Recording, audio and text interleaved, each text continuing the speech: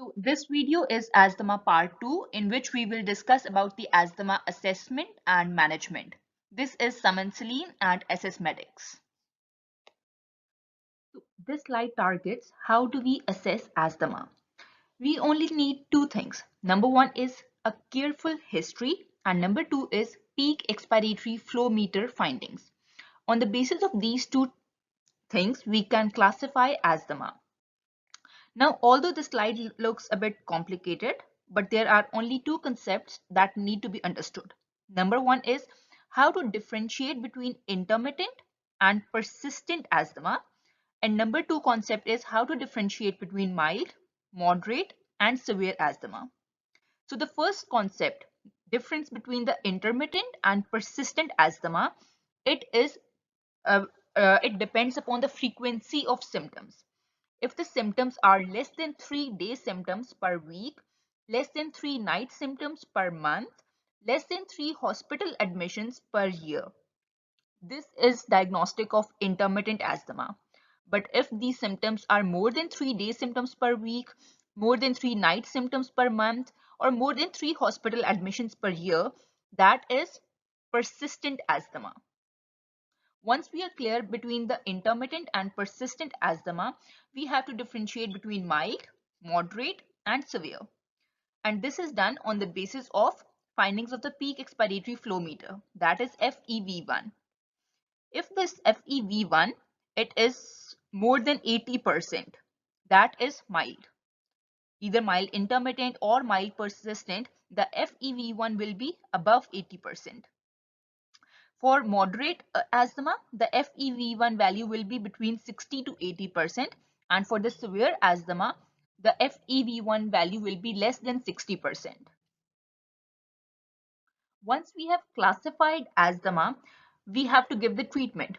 For the mild intermittent asthma, we only give inhaled short-acting beta agonist. For mild persistent, we have to add some preventer, that is inhaled steroid, but we give it at a low dosage, that is 200 to 800 microgram. Then if it is moderate persistent, we add another inhaled long-acting beta agonist. And for the severe, we have to increase the steroid dosage. We can also add something like theophylline or leukotriene receptor antagonists. These names in the red color, that is step 1, regular preventer therapy, initial add-on therapy, persistent poor control, and continuous or frequent use of oral steroid. These are 5 stages of the asthma for the treatment purposes. For the treatment purpose, the step 1 is when you have given the patient inhaled SABA. Step 2 is when you have added some regular preventer therapy like inhaled steroid. Initial add-on therapy is when you are adding the third drug, inhaled LABA. Then is persistent poor control when you have already added the fourth drug. And the fifth stage is when you have continuous or frequent use of oral steroid. So these are 5 treatment stages of asthma, and these are very frequently asked during the vivas of final year medicine. Now, as we have already discussed how to assess asthma, now we are discussing how to assess an acute asthmatic attack. When a patient presents to us with an asthma attack, we have to do 3 things. Number 1, we have to check all the vitals. We have to do the EBGs and pulse oximetry, and then we have to do the peak expiratory flow meter. On the basis of these 3 things, we are going to classify acute asthma attack. So now what is an attack? When a known asthmatic patient presents to us with marked breathing difficulty, we classify it as an asthma attack. Now there are different types, like if it is a mild attack, moderate attack, severe attack, life-threatening attack, or near fatal attack. We have to classify that attack in these 5 is in one of these 5 categories. If it's a mild attack, the peak expiratory flow will be more than 75% of the predicted value for that age and gender. For a moderate attack, the peak expiratory flow will be between 50 to 75%. For a severe attack, the peak expiratory flow will be between 33 to 50%. The patient's respiratory rate will be more than 25 breaths per minute. Patient's heart rate will be more than 120 beats per minute. and patient will not be able to complete one sentence in one breath. For a life-threatening asthma, the peak expiratory flow will be less than 35%, and the patient's chest will be silent. There will be no wheeze, nothing. Silent chest in an asthmatic patient is a very ominous sign. Patient will be turning cyanosed, which ultimately means that the concentration of deoxygenated hemoglobin in the blood is rising.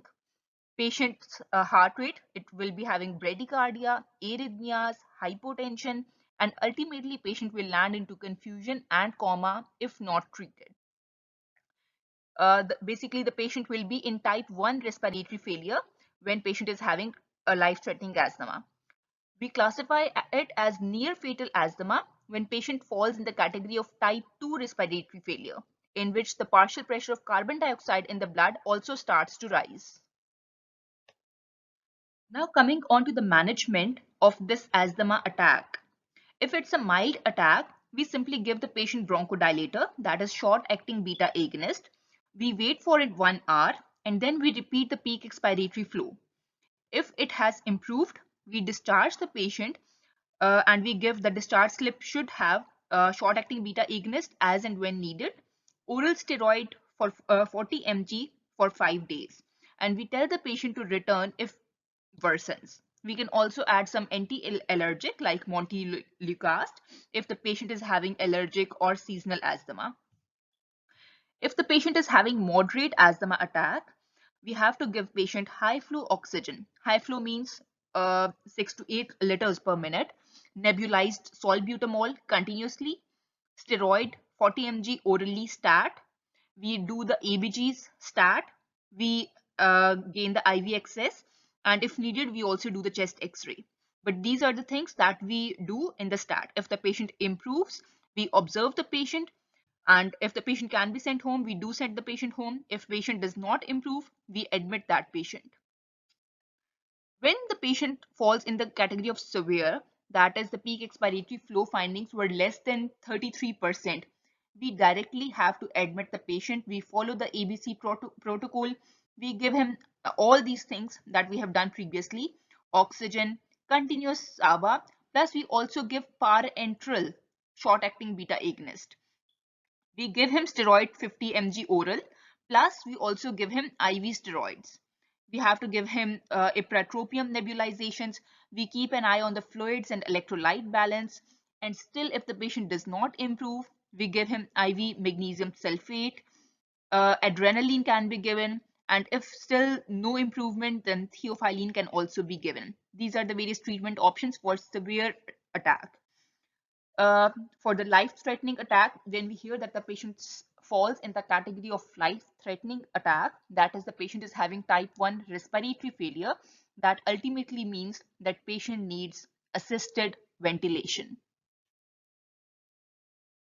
Now, during the bypass, some examiners ask that if your relative has called you and he's a known asthmatic and he is telling you that he is not able to complete one sentence, what do you advise him during his transport from his home to the hospital? So for that purpose, you have to tell them the 4 plus 4 plus 4 plan. That is, the patient should take 4 puffs of reliever. That is the short-acting beta agonist that he has in his home. He should take 4 puffs, then wait for 4 minutes to see the improvement. And then again take 4 puffs. Repeat this process until the patient reaches hospital. Now this slide is to cover most of the MCQs that appear in pediatrics exam, in FCPS part 1, and in many of the international exams. That is regarding the mode of giving the reliever medication. So for the children who are less than 3 years age, you give them metered dose inhaler plus small volume spacer plus face mask. Or the second method is nebulizer plus face mask. For the less than 3 years age group, you have to give them medication via face mask. They cannot take medication directly from the spacer. If the child is between 3 to 8 years group, you can just give them meter dose inhaler plus large volume spacer. And for more than 8 years, simply an inhaler, and that inhalers can even be the dry powder inhalers or breath activated devices. but just the inhaler is enough for more than 8 years age group. Thank you so much for listening to this video, and if you have any questions, please drop them in the comment section. Thank you.